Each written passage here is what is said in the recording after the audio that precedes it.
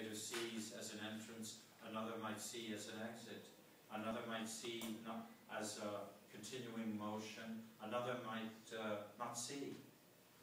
But there is a constant interaction that way, an unknown interaction, which was not following any idea specifically of Craig's, but was certainly inspired to me by Craig. And I'll stop right now, because minutes are going by, and maybe a few of you have quick questions or thoughts in the time remaining, or if there is any time remaining. Yeah. How did you get involved with Craig at 18? You mean meet him at all? Yeah, and then become his student. Did he take on students frequently? No, not at all. In fact, there were very few periods when he ever took students. Like in his school, he had a lot of students, but that was a unique event. No, I didn't know I would become his student, but because I was so interested in Craig, a magazine asked me to write an article about him, which they published, called Gordon Craig and the Actor. And when the draft of it was done, I sent it to him, and he wrote to me, and we carried on a correspondence for over a year before I would finally meet him.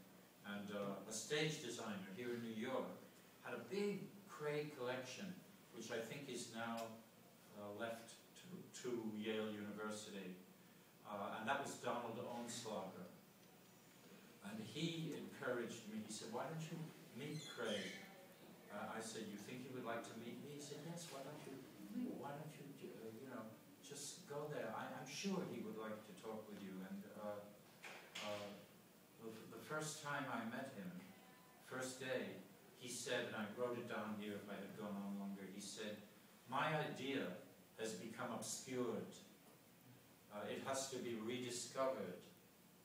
A poet will rediscover it." That was what he said.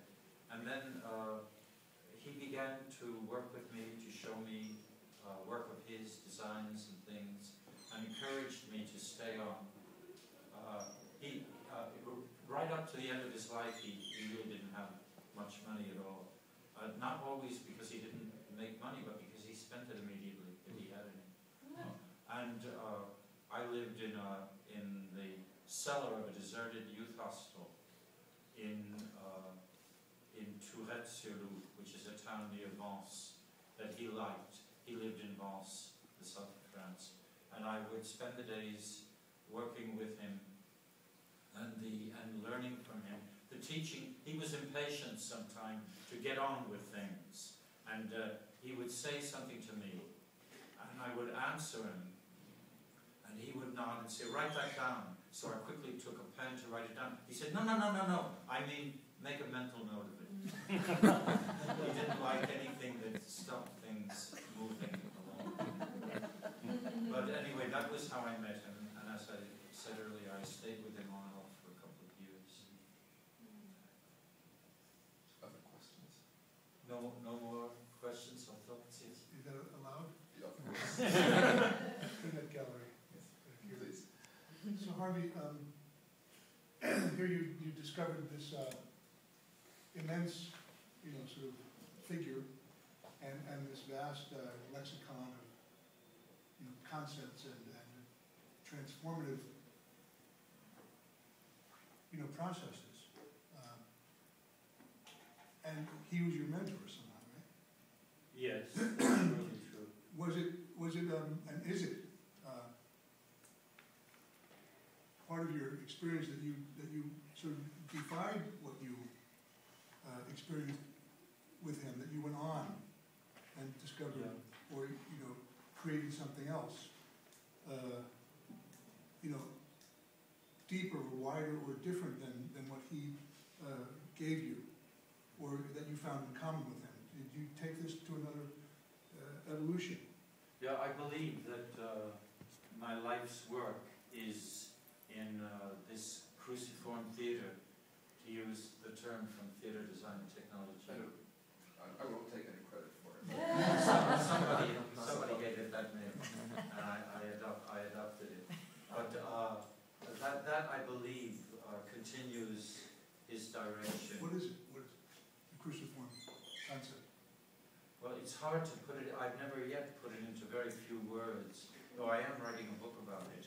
Maybe I should see, maybe some of it short enough to describe, but it is actually a conception of theatre in which the emphasis of theatre switches from the actor to the spectator. The spectator becomes the creator, so to speak, of what he or she sees, and the interaction of spectators stops them from being a mass and makes them totally individual and artistic in what they do, and which differs and changes constantly depending on who the spectator is or when, but also continues